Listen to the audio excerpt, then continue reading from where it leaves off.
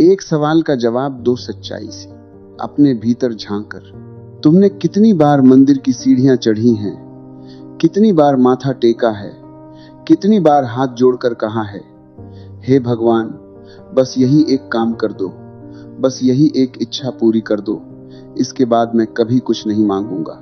और फिर वो नहीं मिला और तुमने क्या किया? दूसरे मंदिर गए और मन्नत मांगी और धागा बांधा और व्रत रखा और चढ़ावा चढ़ाया और फिर भी नहीं मिला। तो अब तुम्हारे मन में एक सवाल है जो तुम जोर से नहीं पूछते, क्योंकि डर लगता है कि कहीं पाप न हो जाए। वो सवाल है, भगवान है भी या नहीं? और अगर है तो सुनता क्यों नहीं? आज मैं तुमसे वो बात करूंगा जो कोई नहीं करता।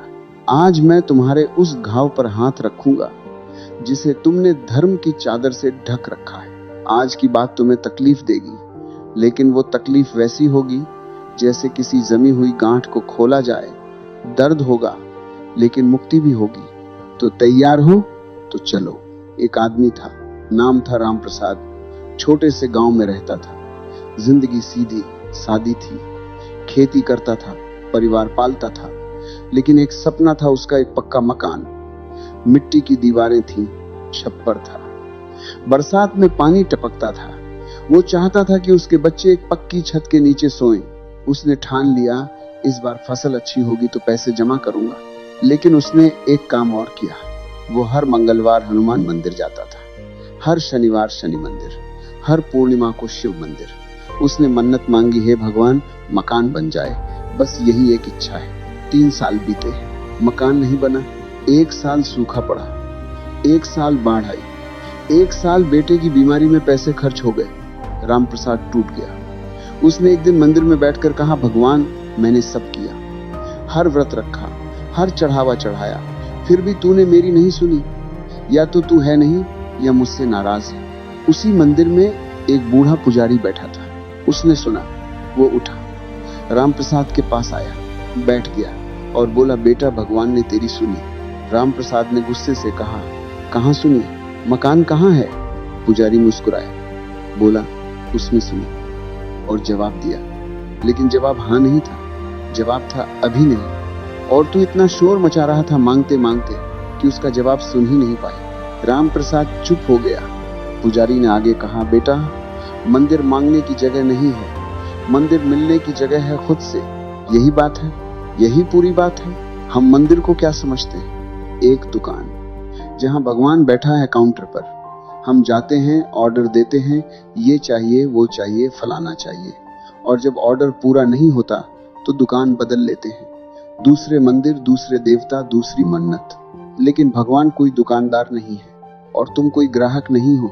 ये रिश्ता उससे कहीं ज्यादा गहरा है। ये रिश्ता वैसा है जैसे बीज और मिट्टी का। बीज मांगता नहीं, मिट्टी से बस उसमें उतर जाता है, और जब समय आता है तो अंकुर फूट ही जाता है। लेकिन हम बीज बनने को तैयार नहीं। हम तो चाहते हैं बिना जमीन में उतरे, बिना अंधेरे में रहे, बिना प्रतीक्षा किए सीधे फल मिल जाए। ये प्रकृति के विरुद्ध है, यह अस्तित्व के नियम के विरुद्ध है। एक बात समझो, किस्मत क्या है? बहुत लोग सोचते हैं किस्मत माने भाग्य है, जो लिखा है वही होगा। तो फिर मेहनत क्यों करें? मंदिर क्यों जाएं? कुछ भी क्यों करें? ये समझ गलत है, पूरी तरह गलत। किस्मत का मतलब है तुम्हारी आत्मा की यात्रा की दिशा। तुम इस जन्म में क्या सीखने आए हो? तुम्हारे भीतर कौन सा बीज है जिसे फूलना है, कौन सा घाव है जिसे भरना है, कौन सी गांठ है जिसे खुलना है। और यह यात्रा, ये तुम्हारी है। कोई और इसे तय नहीं कर सकता, भगवान भी नहीं। भगवान ने तुम्हें बनाया, तुम्हें यहाँ भेजा, रास्ता दिखाने के लिए। उसने तुम्हारे भीतर विवेक रखा, उसने तुम्हारे भीतर प्रेम रखा, उसने तुम्हारे भीतर साहस रखा। लेकिन चलना तुम्हें खुद चलना है, कोई तुम्हारे लिए नहीं चलेगा। मैं एक और कहानी सुनाता हूँ। एक राजा था, बड़ा धर्मात्मा, रोज पूजा करता था, रोज दान देता था, रोज मंदिर जाता था। उसके राज्य में सब सुखी थे, प्रजा उसे प्यार करती थी। एक दिन उसके राज्य में सूखा पड़ा, फसल नहीं हुई, लोग भूखे मरने लगे। राजा मंदिर गया, उसने भगवान से प्रार्थना की, हे प्रभु, मेरी प्रजा को बचाओ, वर्षा करो। वर्षा नहीं हुई। राजा ने 7 दिन का उपवास रखा, भगवान के आगे लेट गया, रोया, गिड़गिड़ाया, वर्षा नहीं हुई। तब राजा का एक बूढ़ा मंत्री आया, बोला, महाराज क्षमा करें, लेकिन मुझे एक बात कहनी है। राजा ने कहा, कहो। मंत्री बोला, आपके राज्य में 3 बड़े तालाब हैं, पिछले 20 साल से उनकी सफाई नहीं हुई, वो सिल्ट से भर गए हैं, उनकी जल संचय क्षमता आधी हो गई है। अगर वो तालाब साफ होते तो पिछले साल जो थोड़ी वर्षा हुई थी उससे पूरे साल का पानी जमा हो जाता। राजा चुप हो गया। मंत्री ने आगे कहा, महाराज भगवान ने वर्षा की थी, लेकिन हमने पानी को रोकने का इंतजाम नहीं किया। कसूर भगवान का नहीं था, कसूर हमारा था। राजा की आंखें खुल गई। यही होता है हमारे साथ। भगवान अपना काम करता है, वो हर पल अपनी कृपा बरसाता है। सूरज उगता है, यह कृपा है। सांस चलती है, यह कृपा है। दिल धड़कता है, यह कृपा है। लेकिन हमने अपने भीतर के तालाब साफ नहीं किए। हमारे भीतर का तालाब भरा है डर से, लालच से, आहन से, अहंकार से, पुरानी शिकायतों से, पुराने दर्द से। और जब भगवान की कृपा बरसती है तो वो इस गंदे तालाब में नहीं रुक पाती। तुम मंदिर जाओ, लेकिन मांगने नहीं। जाओ खुद को साफ करने, जाओ अपने भीतर की गंदगी को देखने, जाओ ये पूछने कि मैं कहाँ चूक रहा हूं। अब मैं तुमसे एक कठिन बात कहूंगा, तुम सुनना नहीं चाहोगे, तुम्हारा मन विरोध करेगा, लेकिन यह सुनना जरूरी है। जो तुम्हें नहीं मिला शायद वो तुम्हारे लिए था ही नहीं। रुको, गुस्सा मत हो, पहले पूरा सुनो। एक आदमी को नौकरी नहीं मिली। उसने बहुत कोशिश की, बहुत मंदिर गया, बहुत प्रार्थना की, नहीं मिली। 3 साल बाद उसने अपना छोटा सा व्यवसाय शुरू किया। आज वो उस कंपनी का मालिक है जिसमें वो नौकरी मांग रहा था। अगर उसे वो नौकरी मिल जाती तो क्या होता? वो एक छोटे से कर्मचारी की तरह जीता रहता। उसके भीतर जो उद्यमी था वो कभी जाग नहीं पाता।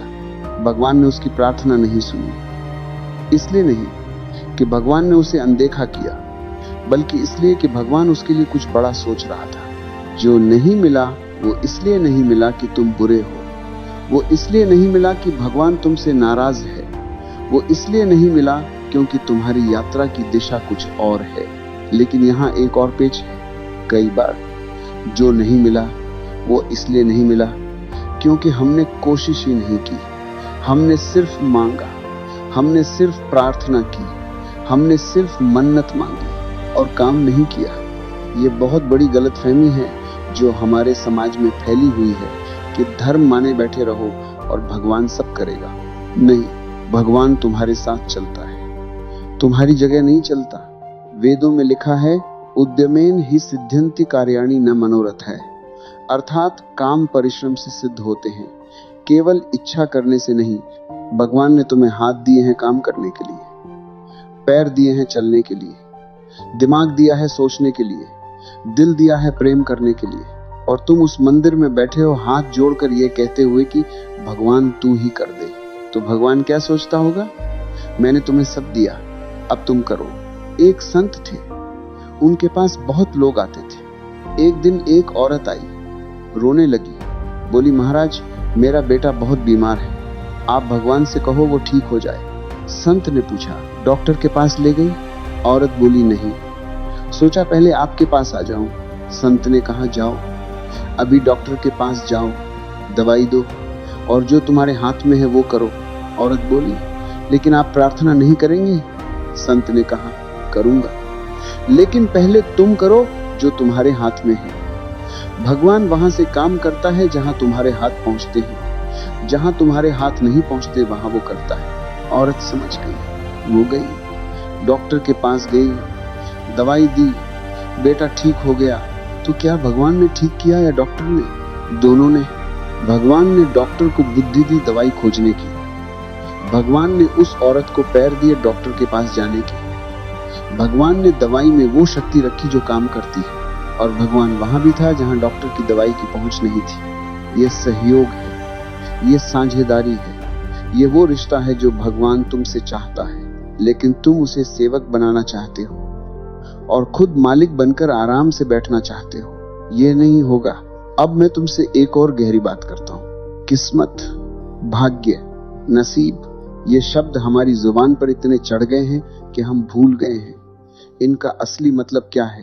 किस्मत का अर्थ है वो जो तुम्हें मिला, जो तुम्हारे पास है, जो तुम्हारी परिस्थिति है। यह तय है कुछ हद तक।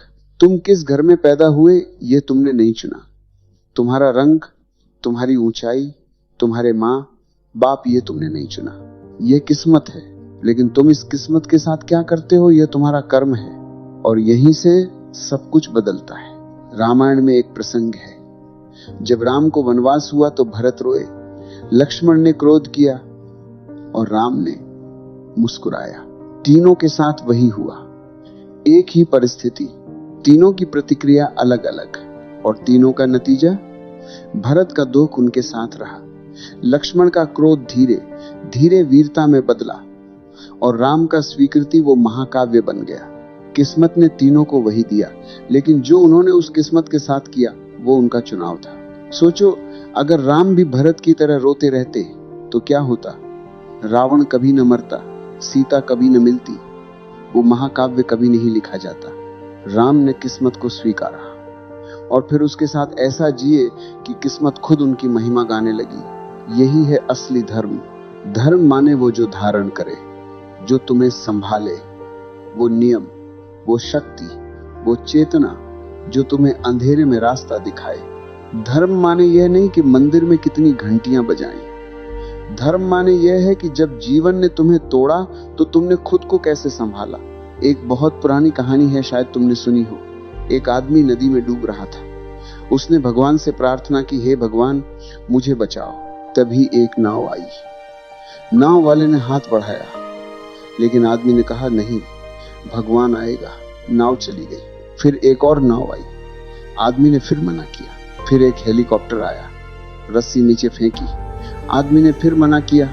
आदमी डूब गया, स्वर्ग में पहुंचा। भगवान के सामने खड़ा हुआ, गुस्से से बोला, तुमने मुझे क्यों नहीं बचाया। भगवान ने कहा, मैंने तुम्हारे लिए 2 नावें भेजी, एक हेलीकॉप्टर भेजा, तुम खुद नहीं आए। भगवान की मदद हमेशा भगवान की शक्ल में नहीं आती।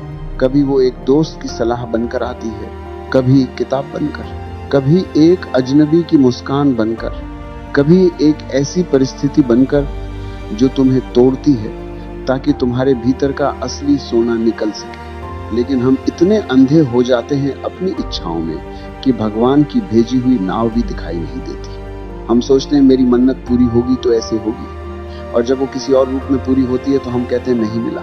यहाँ एक और बात है जो बहुत गहरी है। तुमने कभी सोचा जो तुम मांग रहे हो क्या वो सच में तुम्हारे लिए अच्छा है?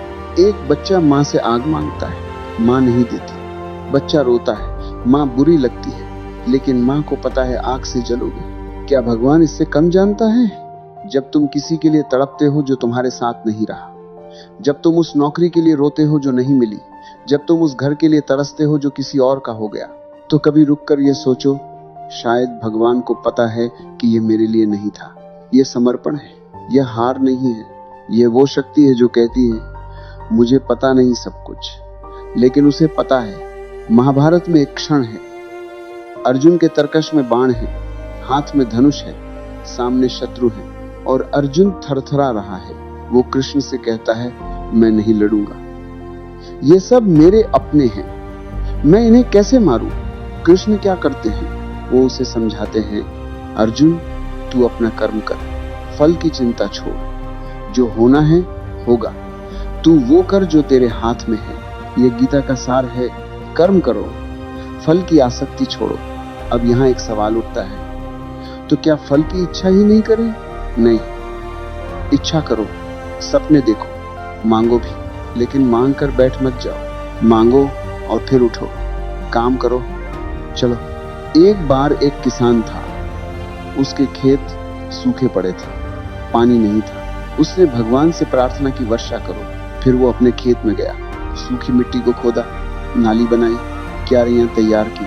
पड़ोसी ने हंसते हुए पूछा, पानी नहीं है, खेत क्यों तैयार कर रहे हो? किसान ने कहा, मैंने भगवान से वर्षा मांगी है। अगर वर्षा आई और मेरा खेत तैयार नहीं है तो पानी कहाँ जाएगा? मुझे अपना काम करना है। उसी रात वर्षा हुई। पड़ोसी का खेत तैयार नहीं था, पानी बह गया। किसान के खेत में पानी रुका, फसल हुई। तैयारी करो, भगवान के भरोसे बैठो मत, भगवान के साथ मिलकर काम करो। यह तुम्हारी किस्मत को बदलने का तरीका नहीं है, यह तुम्हारी किस्मत को समझने का तरीका है। किस्मत में जो है वो मिलेगा, लेकिन वो मिलेगा तब जब तुम तैयार होगे, जब तुम उसके लायक होगे, जब तुम्हारा तालाब साफ होगा। अब मैं एक बहुत कोमल बात करना चाहता हूं। कुछ लोग हैं जो जीवन में बहुत टूटे हुए हैं, जिन्होंने बहुत कोशिश की, बहुत मेहनत की, बहुत प्रार्थना की और फिर भी कुछ नहीं मिला। उनके लिए मेरे पास कोई आसान जवाब नहीं है, लेकिन यह जरूर कहूंगा, दुनिया में जितने भी महान लोग हुए हैं, उनमें से ज्यादातर के जीवन में एक समय ऐसा आया जब सब कुछ बिखर गया। बुद्ध ने अपना घर छोड़ा, परिवार छोड़ा, सब छोड़ा। मीराबाई को जहर पिलाया गया, कबीर को बनारस से निकाल दिया गया, रामकृष्ण परमहंस को पागल कहा गया। और इन सब ने भगवान से क्या मांगा? कुछ नहीं, इन्होंने भगवान को सब दे दिया। और जब तुम सब दे देते हो तो तुम्हें सब मिल जाता है। ये विरोधाभास लगता है, लेकिन यही सच है। जब तक तुम अपनी मुट्ठी बंद करके बैठे हो, नया कुछ उसमें नहीं आएगा। खुली मुट्ठी, खुला हाथ, खुला दिल, यही आमंत्रण है और यही भक्ति है। भक्ति माने मुझे नहीं पता कि मेरे लिए क्या अच्छा है, तू जान, तू कर, मैं तेरे साथ हूं।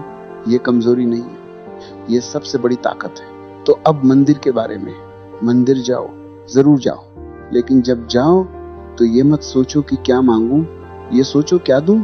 वहां जाकर अपना डर दे दो, अपनी चिंता दे दो, अपना बोझ दे दो। कहो भगवान, मैंने अपनी तरफ से पूरा किया, अब तू जान, मुझे तेरे फैसले पर भरोसा है। और फिर बाहर निकलो हल्के होकर, जैसे कोई भारी थैला उतार दिया हो। यही मंदिर का असली काम है। ये जगह मांगने की नहीं, छोड़ने की है। जहां तुम अपना बोझ छोड़ सको, जहां तुम अपनी थकान उतार सको, जहां तुम कह सको मैं अकेला नहीं हूं। एक साधु से किसी ने पूछा, महाराज भगवान है? साधु ने कहा हाँ। उसने पूछा, तो फिर दिखता क्यों नहीं? साधु ने कहा आंखें बंद हैं। उसने कहा आंखें तो खुली हैं मेरी। साधु ने कहा बाहर की आंखें खुली हैं, भीतर की आंखें बंद हैं। भगवान को बाहर मत खोजो, भगवान तुम्हारे भीतर है। उस जगह जहां तुम शांत होते हो, जहां तुम सच बोलते हो, जहां तुम प्रेम करते हो, जहां तुम किसी की तकलीफ देखकर तड़पते हो, वही है भगवान। और जब तुम वहां पहुंचते हो तो किस्मत का मतलब बदल जाता है। तब तुम नहीं पूछते मुझे क्यों नहीं मिला, तब तुम पूछते हो मैं क्या सीखूं इससे। मैं अब तुम्हें एक आखिरी कहानी सुनाता हूं। एक बुजुर्ग औरत थी, 90 साल की उम्र थी। उसके जीवन में बहुत कुछ था और बहुत कुछ नहीं था भी। पति बहुत पहले गुजर गए थे, एक बेटा युद्ध में शहीद हो गया था, दूसरे बेटे ने घर छोड़ दिया था, गरीबी में जीवन बीता था। किसी ने उससे पूछा, नानी तुमने इतना दुख झेला, तुम्हें भगवान से शिकायत नहीं? वो बुजुर्ग औरत मुस्कुराई, बोली बेटा, जब मेरे पति गए मैंने रोई, जब बेटा शहीद हुआ मैंने बहुत रोई, जब दूसरे ने छोड़ा मैंने और रोई। लेकिन फिर एक दिन मैंने एक बात देखी, मैं अभी भी सांस ले रही हूँ, मेरे हाथ अभी भी काम कर सकते हैं, मेरी आंखें अभी भी देख सकती हैं, मेरा दिल अभी भी प्रेम कर सकता है। और मैंने सोचा जो मुझे मिला वो इतना ज्यादा है कि जो नहीं मिला उसकी शिकायत कैसे करूं। उसकी आंखें भर आईं, लेकिन उसके चेहरे पर एक शांति थी। वो शांति जो तब आती है जब इंसान लड़ना छोड़ देता है और जीना शुरू कर देता है। यही है, यही पूरी बात है। तुम जो मांग रहे हो वो शायद मिले, शायद न मिले, लेकिन जो पहले से मिला है, क्या तुमने उसे देखा? ये सांस जो चल रही है ये चमत्कार है, ये दिन जो मिला है ये उपहार है, ये शरीर जो काम कर रहा है ये अद्भुत है, और ये मन जो सोच सकता है, महसूस कर सकता है, प्रेम कर सकता है, ये अनमोल है। जब तुम ये देखने लगते हो तब एक अजीब बात होती है, तब मांगना कम हो जाता है और मिलना ज्यादा। तो अब एक काम करो, आज रात जब सो जाओ पहले 5 मिनट निकालो, आंखें बंद करो और याद करो वो 3 चीजें जो तुम्हें मिली हैं, जो किसी और को नहीं मिली, जो तुम्हारी किस्मत में थी। हो सकता है वो कोई बड़ी चीज ना हो, एक माँ जिसने प्यार किया, एक दोस्त जिसने साथ दिया, एक पल जब तुम खुश थे, उसे महसूस करो, उसके लिए शुक्रगुजार हो जाओ। और फिर देखो जो नहीं मिला उसका दर्द कितना कम हो जाता है। किस्मत को बदला नहीं जा सकता, लेकिन किस्मत को समझा जा सकता है। किस्मत के साथ लड़ा नहीं जा सकता, लेकिन किस्मत के साथ जिया जा सकता है। गरिमा से, साहस से, प्रेम से। मंदिर में माथा टेकना बुरा नहीं है, लेकिन माथा टेक कर उठो और काम पर लग जाओ। यही सच्ची पूजा है, यही सच्चा धर्म है, यही सच्ची किस्मत है। आज तुम यहाँ आए इसलिए नहीं कि तुम्हारी किस्मत बदल जाए, तुम यहाँ आए ताकि तुम बदलो। और जब तुम बदलते हो किस्मत खुद बदल जाती है, क्योंकि किस्मत तुम्हारे बाहर नहीं लिखी, किस्मत तुम्हारे भीतर लिखी है। उसे पढ़ो, उसे जियो, और जब तुम उसे जियोगे तो पाओगे कि भगवान हर पल तुम्हारे साथ था, हर पल, बस तुम देख नहीं रहे थे। अब देखो, अभी देखो, यही क्षण है, यही जीवन है, यही सत्य है। जो मिला वो काफी है, जो नहीं मिला उसकी भी एक वजह है, और वो वजह तुम्हें एक दिन समझ आएगी। बस थोड़ा भरोसा, थोड़ा सब्र और बहुत सारा प्रेम। जाओ, जियो, और हाँ, मंदिर जरूर जाना, लेकिन मांगने नहीं, मिलने, खुद से।